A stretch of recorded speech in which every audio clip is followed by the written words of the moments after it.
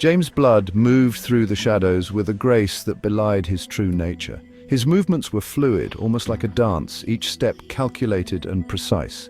The darkness was his ally, concealing his presence from prying eyes.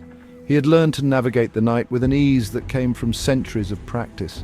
He was a creature of the night, a predator who had walked the earth for centuries. He was a vampire, an immortal being who had seen the rise and fall of empires, the birth and death of countless generations. The night was his domain, a realm where he reigned supreme. But James was no mindless beast. He possessed a keen intellect, a sharp mind that had been honed over the ages. He was a thinker, a strategist, always several steps ahead of his enemies. His mind was a weapon as deadly as his fangs. He was an agent of the Crown, a weapon in the arsenal of MI6. His unique abilities made him an invaluable asset, a secret weapon in the fight against the forces of darkness. He had been recruited for his skills, his loyalty, and his unwavering dedication to the mission.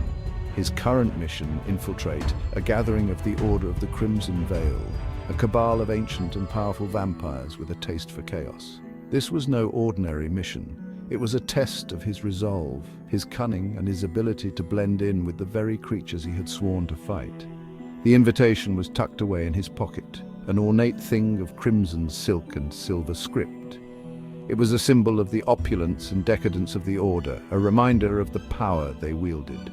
The invitation was his key to entry, his ticket to the heart of the enemy's lair. It promised power, knowledge, and a return to a darker age. The Order sought to plunge the world into chaos, to bring about a new era of darkness where they would reign supreme.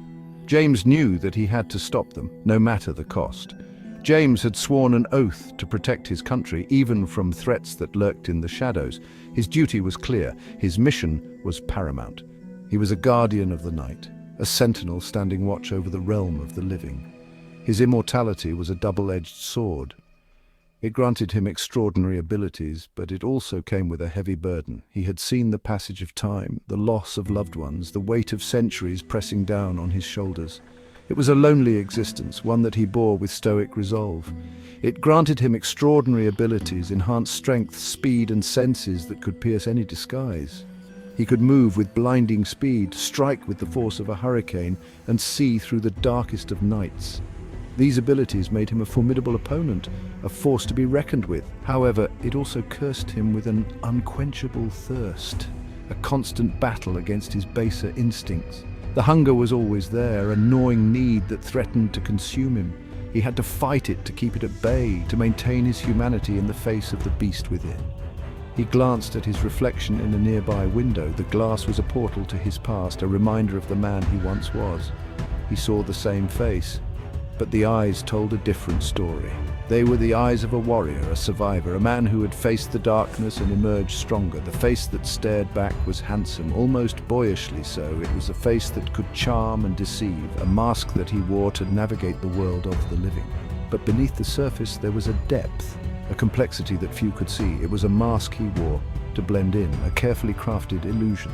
He had perfected the art of deception, the ability to become whoever he needed to be. It was a skill that had served him well, allowing him to move through the world unnoticed, a shadow among shadows. Beneath the surface, his eyes glowed with an unnatural crimson light, a subtle reminder of the monster within. It was a constant struggle, a battle between the man and the beast, but James was determined to win, to hold on to his humanity, to be more than the sum of his parts.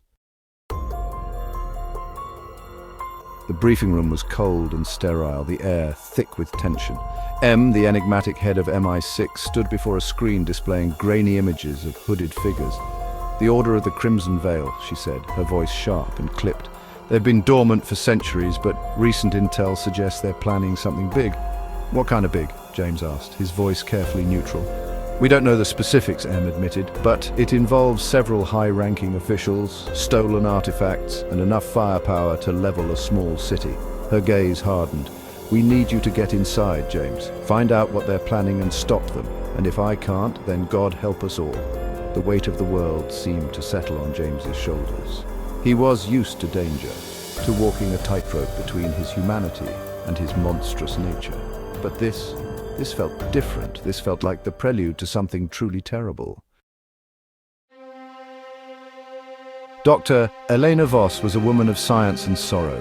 Her life was a delicate balance between the pursuit of knowledge and the weight of a tragic past. A renowned historian and archaeologist, she dedicated her life to uncovering the truth behind ancient myths and legends. Her work took her to the farthest corners of the earth, where she unearthed secrets long buried by time. However, her pursuit of knowledge was fueled by a deep-seated vendetta. Each discovery, each ancient artifact, was a step closer to avenging her parents. The Order of the Crimson Veil had murdered her parents when she was a child, leaving her orphaned and obsessed with their destruction. The memory of that fateful night haunted her dreams, a constant reminder of the darkness she sought to eradicate. "They call themselves vampires," she said, her voice trembling with barely suppressed rage. To the world they were myths, but to Elena they were all too real. But they are nothing more than monsters. Creatures of the night that prey on the innocent, leaving a trail of despair and death in their wake. Creatures of darkness that prey on the innocent. They moved through the shadows, unseen and unstoppable, their presence a blight on humanity. She looked at James, her eyes filled with a mixture of fear and determination. In him she saw a glimmer of hope, a chance to finally put an end to the nightmare that had consumed her life. "You're my only hope, James. You're the only one who can stop them." Her voice was a plea, a desperate cry for help from a woman who had lost everything. Eleanor's pain resonated with James. He could feel the weight of her sorrow, the depth of her anguish. It was a pain he knew all too well. He understood the scars left by the Order, the deep-seated fear they instilled in their victims. His own past was marred by their cruelty, a series of events that had left him forever changed. He saw in her a reflection of his own struggle, the constant battle between vengeance and justice.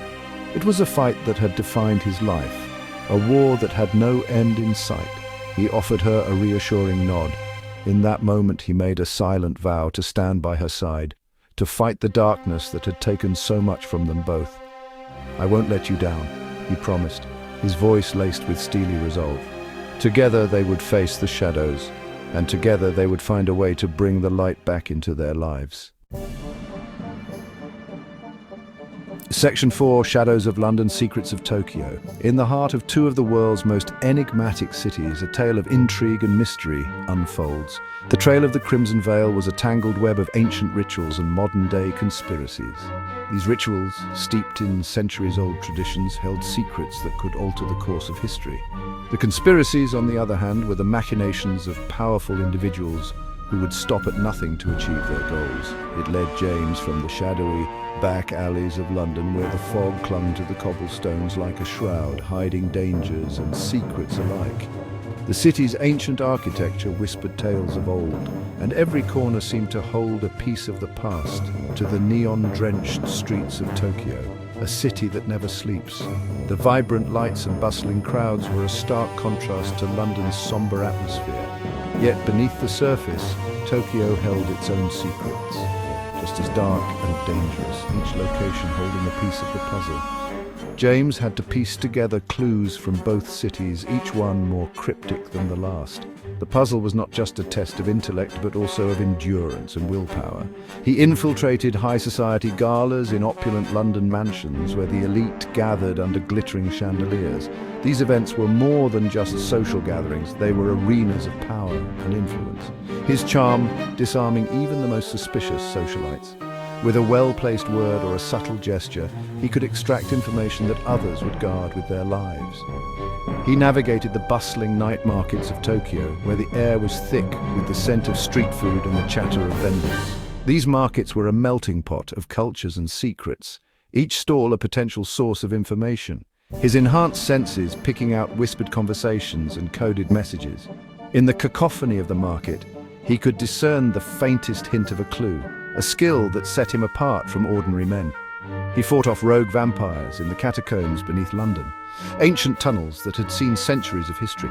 These catacombs were a labyrinth of danger, where every shadow could hide a threat. His movements a blur of supernatural speed and precision. In the dim light, he was a force to be reckoned with, his every move calculated and deadly. He faced down Yakuza assassins in sleek Tokyo skyscrapers, towering structures that symbolized the city's modernity and power. These encounters were battles of wits and strength, each one a test of his abilities, using his strength and cunning to outwit his attackers. In the high-stakes world of the Yakuza, only the sharpest minds and the strongest wills could survive. Each encounter brought him closer to the truth, a truth that was as elusive as it was dangerous. The more he uncovered, the more he realized how deep the conspiracy ran, but also deeper into the heart of the conspiracy. Every revelation was a double-edged sword, bringing him closer to his goal, but also increasing the risks. He was a shadow in the night, moving through the darkness with a grace that belied his strength. In the world of shadows, he was both predator and prey, a ghost moving unseen and unheard. His ability to blend into the background was his greatest asset, allowing him to gather information without drawing attention. Yet with every step, he could feel the weight of his dual nature pressing down on him. The line between his human side and his supernatural abilities was becoming increasingly blurred, and he struggled to maintain a sense of self. The journey was not just a physical one, but also a journey of self-discovery, as he grappled with his identity and the choices he had to make. Section 5. The Thirst.